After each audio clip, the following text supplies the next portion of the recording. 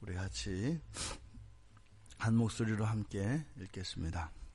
하나님이 참으로 땅에 거하시리이까 하늘과 하늘들의 하늘이라도 주를 용납하지 못하겠거든 하물며 내가 건축한 이 성전이오리이까. 그러나 내 하나님 여호와여, 주의 종의 기도와 간구를 돌아보시며 이 종이 오늘 주 앞에서 부르짖음과 비는 기도를 들으시옵소서. 주께서 전에 말씀하시기를 내 이름이 거기 있으리라 하신 곳 이 성전을 향하여 주의 눈이 주야로 보시오며 주의 종이 이곳을 향하여 비는 기도를 들으시옵소서. 주의 종과 주의 백성 이스라엘이 이곳을 향하여 기도할 때에 주는 그 간구함을 들으시되 주께서 계신 곳 하늘에서 들으시고 들으시사 사하여 주옵소서. 아멘. 성전을 향한 솔로몬의 기도 청원입니다. 오늘 이 솔로몬의 기도를 보면 예수님께서 우리들에게 가르쳐 주셨던 그 기도의 모범을 생각나게 합니다. 이 성전은 장차 이 땅에 임할 하나님 나라 새 예루살렘 성을 상징하기도 하고 또 실제적으로는 이 땅에 있는 불완전한 교회 그리고 우리 신자들을 의미하기도 하고 또 장차 사람의 몸으로 성육신 하셔서 이 땅을 구원하실 우리들의 유일한 소망 되시는 예수 그리스도를 또한 상징하기도 합니다. 지금 이 성전을 지을 때 여호와의 이름을 위하여 또 하나님께서 여호와의 이름을 두시겠다. 그러니까 사람 되신 예수 그리스도에게 하나님 신성이 함께 공존하시지 않습니까? 그러니까 지상에 있는 이 성전에 무한하신 하나님의 임재가 있습니다. 그러니까 이 성전에 법궤가 있고 그곳에 하나님이 임하신다고 할 때 우주에 무소부재하시는 온 우주 어디에도 계시지 않은 것이 없는 그 하나님이 성전 안으로 축소되어서 그 안에 갇혀지는 것은 아니지요. 하지만 그곳에 분명히 하나님의 임재가 있지요. 그것을 여호와의 이름을 두신 곳, 여호와의 이름이 함께 하신다 이렇게 이야기를 합니다. 그러니까 바로 이 성전을 향하여 드리는 이 기도, 이것은 곧 우리의 중보자 되시는 예수 그리스도를 향하여 그 기도가 온전히 이루어질 것을 믿는 그 믿음의 기도와 일맥상통한다 이 말입니다. 물론 아직 솔로몬은 그것을 알지 못합니다.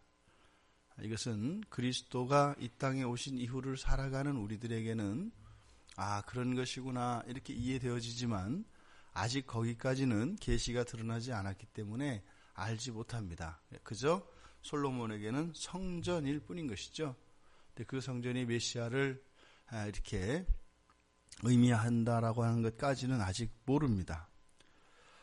이 솔로몬의 기도를 보면 우리가 예수님이 가르쳐 주신 그 기도의 모범, 주님의 그 기도의 모범과 매우 닮았다라고 하는 것을 우리가 알게 됩니다. 우리가 먼저 기도를 할 때 하나님의 영광을 찬양하여, 그렇죠?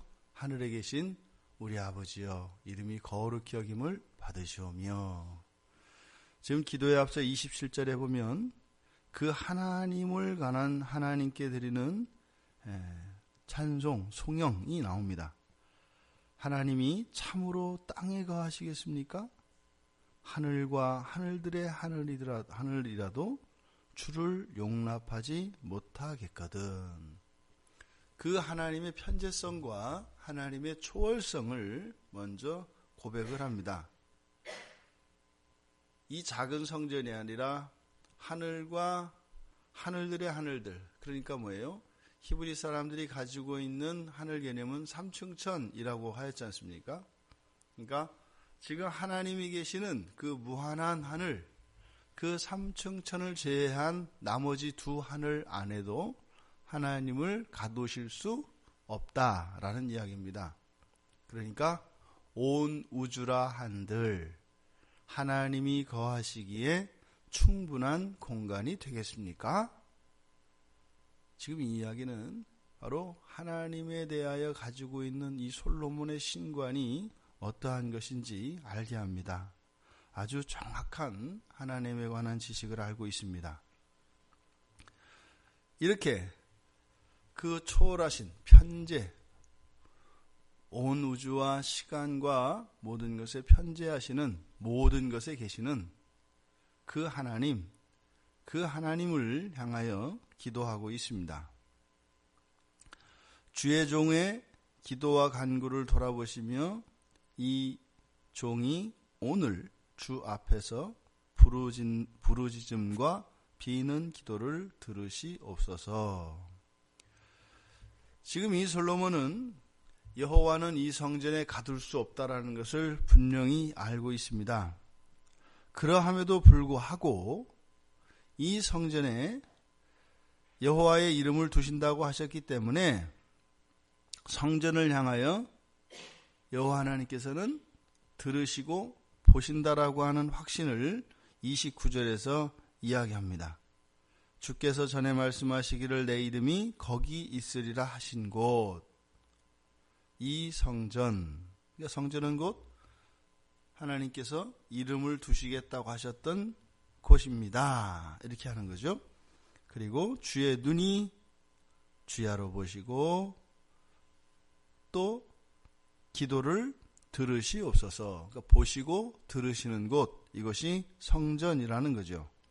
그래서 솔로몬은 이 성전을 향하여 비는 기도는 반드시 하늘에서 하나님이 들으신다라고 하는 이 믿음을 가지고 있습니다.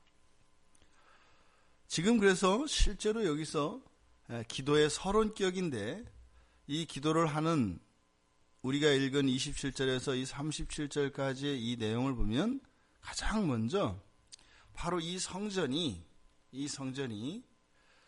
우리들이 기도하였을 때 그 기도를 들으시는, 그래서 그 기도에 응답해 주시는 그러한 곳이 되게 해 주십시오 라고 하는 간절한 소원이 있는 겁니다. 그러니까 지금 하는 기도뿐만 아니라 바로 우리가 이 성전에 나와서 또는 여기에 나오지 못한 사람들이 이 성전을 향하여 여호와의 이름을 두고 기도했을 때 그 기도가 반드시 성취되어지는, 다시 말해서 하나님과 우리 사이에 만남의 장소이며 교통의 장소가 되기를 원합니다 라고 기도하는 것입니다. 그러니까 이것은 불완전한 이 성전을 향하여 비는 이 기도는 오늘날 우리가 예수의 이름으로 기도할 때 하나님께서 반드시 들으시지 않습니까? 바로 이 성전을 향한 기도는 오실 메시아를 통하여 메시아의 이름으로 기도하였을 때 반드시 성취되어지기를 원하는 것입니다. 우리는 어느 한 장소가 아니라 이제는 예수의 이름으로 기도를 합니다. 그러면 이 솔로몬이 가지고 있었던 그 믿음, 바로 여호와의 이름을 두시겠다고 하신 그 성전을 향하여 기도할 때 그 기도를 들어주십시오 하는 이 기도가 오늘날 우리들에게는 그대로 성취되어진 것이죠. 우리가 믿음으로 예수의 이름으로 하는 기도는 하나님께서 반드시 들어주십니다. 예수가 이 땅에 오신 바로 그 이유 중에 하나가 이 솔로몬과 같은 이러한 기도, 또한 이러한 기도의 응답인 것을 우리가 알 수 있습니다. 그런데 이 기도의 내용들을 보면 지금 기도를 들으시옵소서 라고 하는 내용이 28절에서부터 계속 반복됩니다. 28절, 29절, 그리고 30절에 가면 들으십시오 라고 하는 이 단어가 3번 반복됩니다. 그러니까 28절에 한 번, 29절에 한 번, 그리고 30절에 3번. 그래서 들어주십시오, 들어주십시오, 들어주십시오 하는 내용이 5번 사용되어지면서 굉장히 강조되고 있습니다. 그러니까 무엇이에요? 반드시 들어주십시오. 반드시 들어주십시오. 그러니까 이것은 기도의 간절함, 기도의 첫 번째 요소인 간절함에 대한 강조입니다. 우리가 하나님 앞에 기도하였을 때 그것이 응답되어지는 원리들이 있습니다.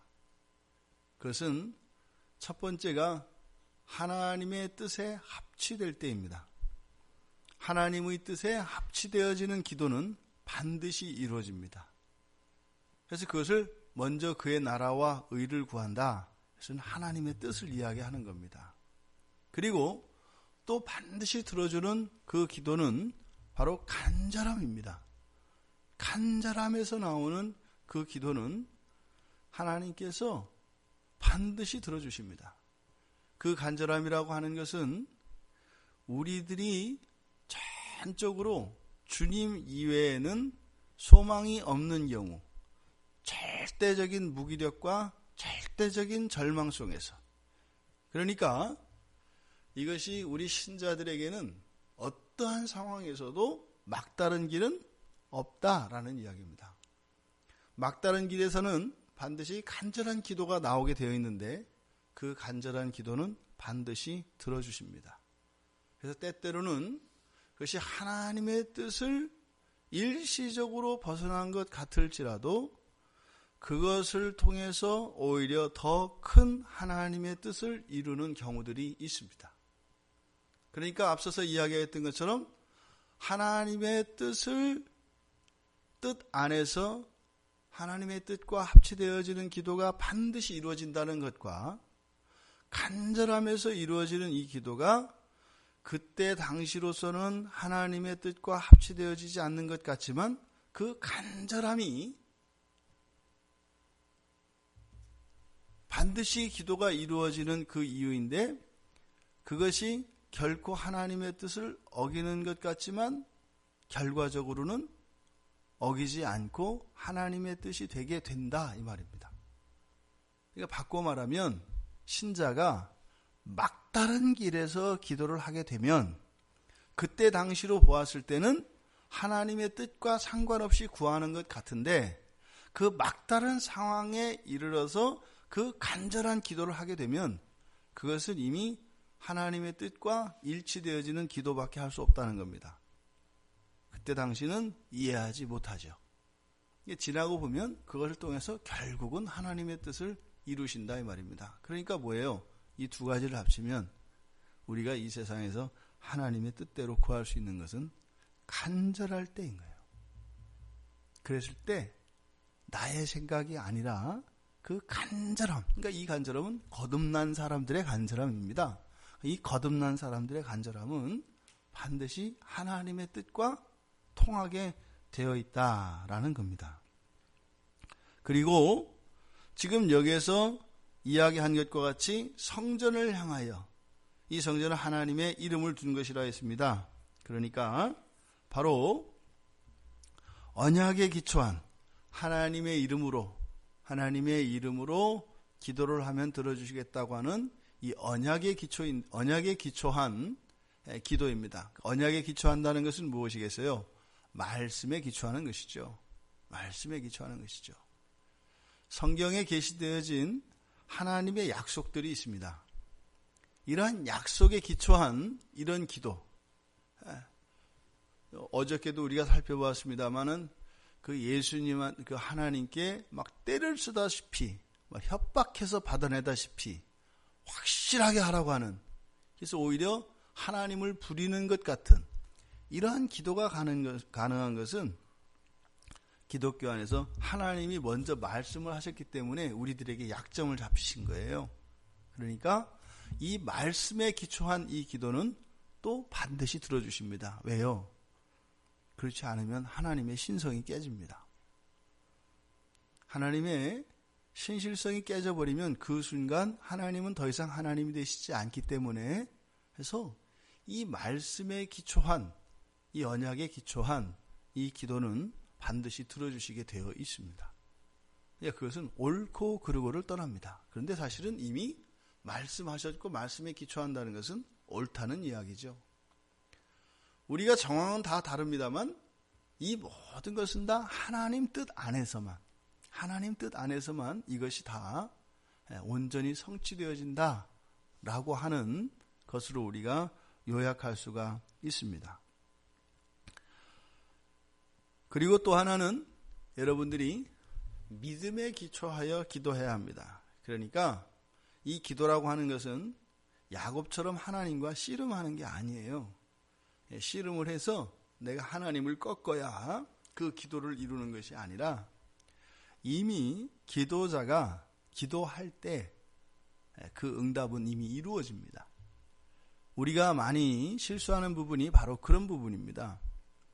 기도를 함으로써 기도의 시간과 기도에 드리는 정성을 가지고 이것이 응답 받을 것이냐 그렇지 않을 것이냐에 대한 어떤 조건이 될 것이라고 생각을 하게 되는데 결코 기도는 우리의 지성으로 그리고 공로로 하는 것이 아닙니다. 오직 주님의 이름으로 우리의 간절함으로 하나님의 약속에 힘입어 하는 거죠. 그런데 거기에 대한 믿음이 있어야 합니다. 그러니까 먼저 기도할 때 이미 들어주신 것을 믿는 믿음을 가지고 해야 됩니다. 우리가 의외로 믿음 없이 하는 기도들이 많다는 것을 보게 됩니다. 이게 내 뜻대로 될까? 이 기도의 제목이 될까 안 될까? 그러니까 그것을 우리의 공로로 대체하려고 하는 우리의 구원은 오직 믿음으로만 이루어지지 않습니까? 우리의 공로로 되는 게 아니지 않습니까? 기도 또한 마찬가지입니다. 그래서 기도의 응답도 구원의 한 측면이라고 볼 수 있습니다. 믿음으로 먼저 믿음을 가지고 그 하는 기도, 이것은 또한 반드시 들어주십니다. 솔로몬은 그 기도의 원리들을 잘 알고 있습니다. 그리고 이제 계속되는 그 솔로몬의 기도를 통해서 우리들의 기도를 한번 돌아보고 또 하나님께 어떻게 기도해야 하는 것인가 하는 것을 계속 살펴보기로 하겠습니다. 기도하겠습니다.